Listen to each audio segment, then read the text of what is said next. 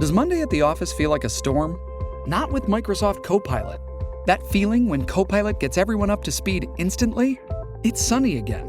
When Copilot simplifies complex data so your teams can act, that sun's shining on a beach. And when Copilot uncovers hidden insights, you're on that beach with your people, and you find buried treasure. That's Microsoft Copilot. Learn more at Microsoft.com/AI for all. Today on CityCast Houston, tell me if this sounds familiar. You're driving around the city and you look outside your window and all of a sudden you see trash like old beds, couches, and other stuff on the side of the road. But have you ever wondered why this is happening or who is responsible for cleaning all of this up? Houston Chronicle City Hall reporter Abby Church joins me to answer those questions and why some city council members took it upon themselves to combat illegal dumping. It's Monday, March 18th. I'm Raheel Ramzanali, and here's what Houston's talking about. Abby, welcome into CityCast Houston. How are you? I am great. Thank you so much for having me. I'm really excited to chat. Yeah, I'm pumped to talk to you. Before we get into illegal dumping, you moved to the city in October. You're covering City Hall. I mean, it has just been nonstop for you. How are you liking Houston so far? You know, I always say, like, when you're looking at Houston, everybody in Texas, like, no matter what big city you look at, everyone always says, like, well, my city's better. But I have to say Houston's my favorite so far.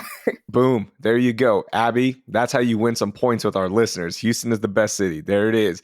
Hey, illegal dumping. You had a really, really insightful story and really an important topic on what's happening with the city of Houston.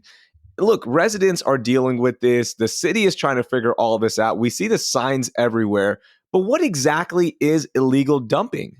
So in layman's terms, when you're looking at illegal dumping, it's essentially putting trash in places where trash is not supposed to go. And it kind of runs the gamut too. So this can happen on public property, it can happen on private property, and the types of trash that's included could be my giant container of Starbucks trash at home in my trash can, all the way up to hazmat materials, all the way up to tires, and maybe even furniture as well. Oh my gosh. So while doing this story or while driving around the city of Houston, what is the wildest thing you've seen dumped illegally? So when I was reporting out the story, I did a ride along with District K's hot team, and we didn't see anything that was too out of the ordinary. I was actually surprised at how many child-sized mattresses we saw that were just laying everywhere. But we also saw just a lot of random furniture. We stumbled across a couple of armchairs, a table, a dresser. But the worst thing that we saw, one thing that the hot team usually stumbles across is dead animals. So we did find a dead dog on the route, which was not super fun. But yeah, that would probably be the worst thing that we saw when we were out. And we'll talk about these hot teams in just a second. Basically, they are teams created by districts to go pick up all the illegal dump, right? And get it off the streets. But we'll talk about that here shortly. You know, the question that comes to everyone's mind is, why are residents dumping things illegally, right? So why don't they just leave it out on trash day and, let the sanitation workers just pick it up? Why is this happening?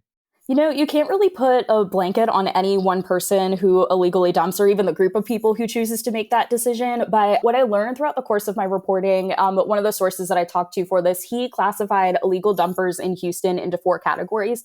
So the first is a resident who maybe has a large item such as furniture, or they have trash. Maybe they don't know where the nearest depository is.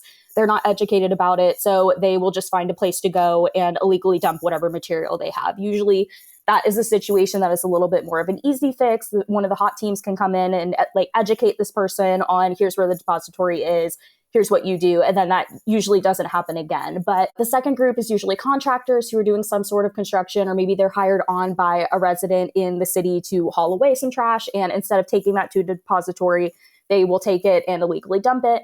The third is more commercial dumpers. So this includes landlords who may be conducting an eviction and they have to clear out an apartment or a home. And instead of taking all of that home's items to the depository, they will go illegally dump it. And then the fourth is the criminal illegal dumpers. Those are the people who know there's enforcement, don't care about the enforcement, and want you to know that they don't care about it. And they will just go dump things illegally, especially in front of the signs, like what readers probably read in my story about how there were people who were dumping their trash in front of the signs that say don't illegally dump here. So that's where you get the criminal element. Yeah, those are the wildest ones. They're so brazen about it, right? They're just like, oh, we see your sign and we're still going to do this. And what are you going to do to stop us, right? So we have seen cases go up from 6,000 to 14,000 in terms of illegal dumping, right? So residents calling the city, calling 311 and saying, hey, there's something here. Can you come pick this up, please? So it's jumped up that much. Where are these illegal dumpings usually taking place? Is it sides of the road, near homes and neighborhoods? Where is it? So when people illegally dump, what I found is they don't normally go too far from wherever that trash is to the location where they end up dumping it. It's at Yeah. most usually about a few miles from where they're taking the trash from. But when I was doing my ride along for the reporting, most often we saw it on medians and we saw it on more vacant pieces of land and more strips of back road that people don't normally drive across. So, Abby, tell me if somebody is caught dumping illegally, right? Whether it be in the act or you go back and watch the footage and you're like, hey, that license plate right there is illegally dumping, right? Like we see you illegally dumping. How much are the fines for it? So you can be punished for this. You can face fines of up to $500 to $250,000. Of course, that is going to depend on whether you're acting as an individual, whether you're acting as a corporation. It's also going to depend on what type of materials you're caught illegally dumping. Mm. So, of course, when you get up into the $250,000 range, that is when you are a corporation and you are dumping hazardous materials somewhere where they're not supposed to go. And the 500 range is, say, I have a bag of trash from my house and I'm going to go toss it on the side of the road.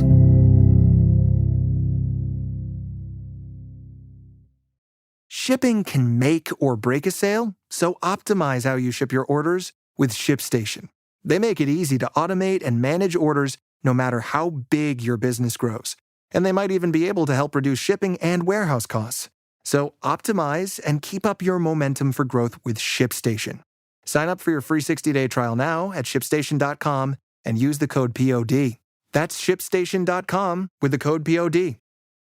So now we know that there is a problem, right? And I think most residents might agree that they've seen it all over. So let's get to the next part of this. So when residents do see this, they see, a big couch or the child-sized mattresses on the side of the road or in a neighborhood, they call 311.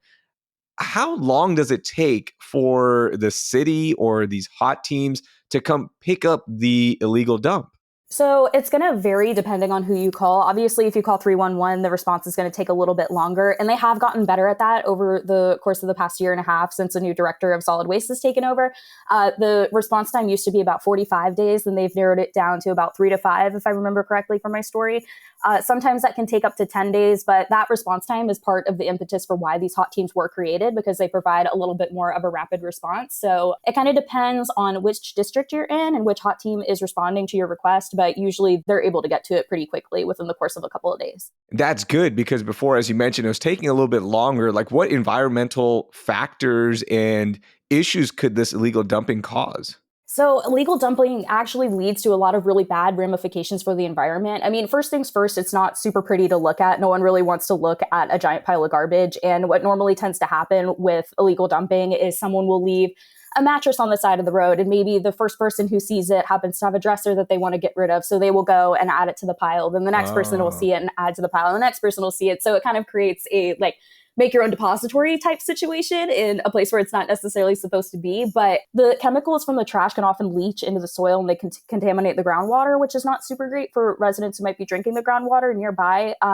It can also pose a fire hazard and attract mosquitoes from the wastewater, and even rats. Rats can come, all types of vermin. But when you find abandoned signs too, that can actually pose a pretty huge flooding risk, because what'll happen is those abandoned signs will find their way into a ditch. Say we have a big rain, all those abandoned signs will block the hole where the drainage is supposed to go, and it creates a pretty big flooding problem. Oh my gosh. So this is really important to clean up. This is really important to stop. What is the city doing to stop the illegal dumping?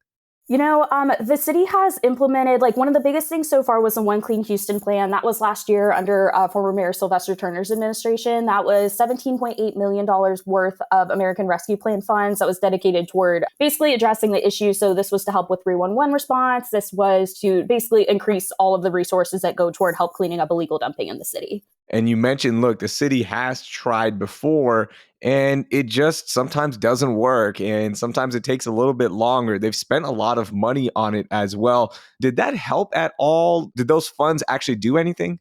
That plan was implemented about a year ago, and I found it pretty surprising that, like, when you were looking at how much funding was left, there's like less than 10%, but I'm not entirely sure how much it helped, but that would be a really great story for me to dig into next, wouldn't it? Yeah, absolutely. I mean, I'm going to say it didn't help that much, right? Because now city council members are getting involved. And as we mentioned a little bit earlier, they're creating these hot teams.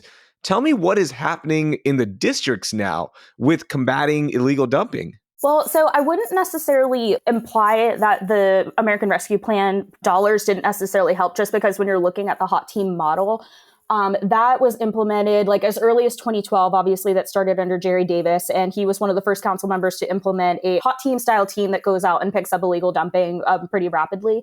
And then that model expanded across the district. So I believe it was 2018 with Mayor Pro Tem Martha Castex Tatum. She ended up bringing the model to her district. There were 3 other council members who brought the model to their team in 2020. So it's been a longstanding problem in the city of Houston, and it's one that city council members have. I mean, obviously they have noticed, and the hot team model spread to like 6 council members so far, maybe 7. I know there are a couple people who are looking into it, but yeah, I wouldn't necessarily say that it is something that the city is just now paying attention to. The plan is pretty recent. Like, I know obviously that happened in 2023, but it's definitely been something that council members have been paying attention to for a very long time. But I mean, when you're looking at how much money that the council members are spending on this, I mean, it's anywhere from like $61,000 to as much as $175,000. And it's coming from their own district council service fund. So their own money is going toward it. So with these council members that are creating their own hot teams, and they've created them now for a while, as you just mentioned, is there like bad blood right now between them and the city in that they have to create these, they have to fund these teams and use their district's funds? Or is it just, that's just part of it? I wouldn't necessarily say bad blood, but I do think that there is a little bit of frustration among certain council members. There are a couple of council members that told me we really like being able to spend our district council service funds on this. And even if solid waste was equipped to handle the issue, we would still prefer to keep our model in-house just because of how quickly we can respond to residents' issues. And it's seen as a little bit more like proactive government. But of course, also you have people or council members who are facing really huge problems in their district, and they say, hey, we could be using these funds for beautification projects. We could be using these funds for street projects, but instead we're having to use it to clean up illegal dumping. So it kind of depends on who you ask. And I found the council members that do have hot teams they're pretty split on the issue. While you were covering this story, what other solutions were proposed or you came across that could help curb some of this illegal dumping? I think the biggest thing that the city struggles with right now is solid waste has historically been super underfunded, and it's also been super understaffed. I know one of the most common complaints that I got as I was reporting the story was the city doesn't collect a trash fee.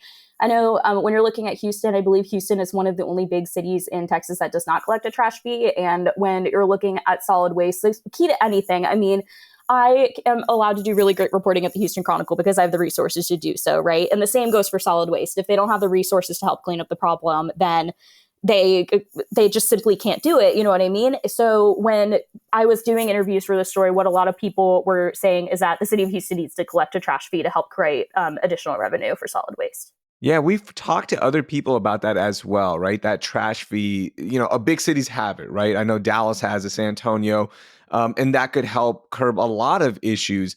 Have you researched what other cities are doing to curb illegal dumping? Like, what solutions are out there that maybe we could copy and paste here in Houston? So I know one of the biggest solutions that I've seen here locally in East Aldine, some residents were having a really big problem with illegal dumping. So they took matters into their own hands, much like city council members have. And what they did was they created their own depository in their neighborhood. Yeah, so just more outlets, right? Like, and more education, it seems like, could help a lot with this illegal dumping problem. The signs aren't enough, right? Because when you're driving around and you see no illegal dumping, there should be like almost an amendment underneath that sign. No illegal dumping. Take your trash here and put an address. Like maybe something as simple as that. Yeah, no, and there are a couple hot teams that are actively working to provide that education to residents too. And I think residents have been pretty amenable to it as well. Okay, as an alternative to dumping, what should residents do if they need help with disposing of stuff, right? Like, let's take this moment to educate listeners who are thinking, hey, I have a child-sized mattress. I don't know where to take it. What steps should they be taking?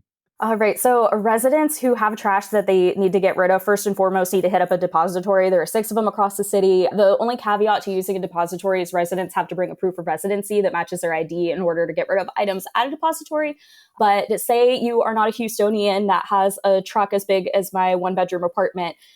You can check out the city's heavy trash pickup schedule and get in on that so solid waste can come pick up that item for you. And that's basically it.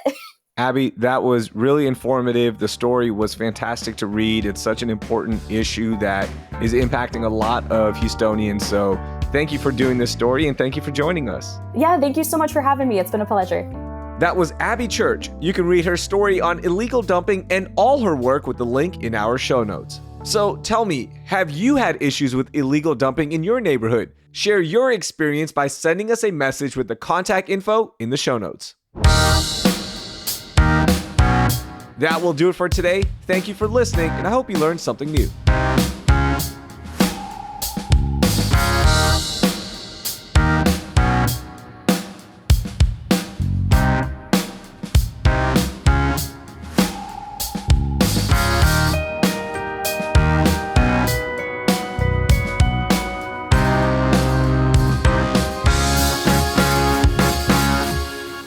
And you can just pick it up from here.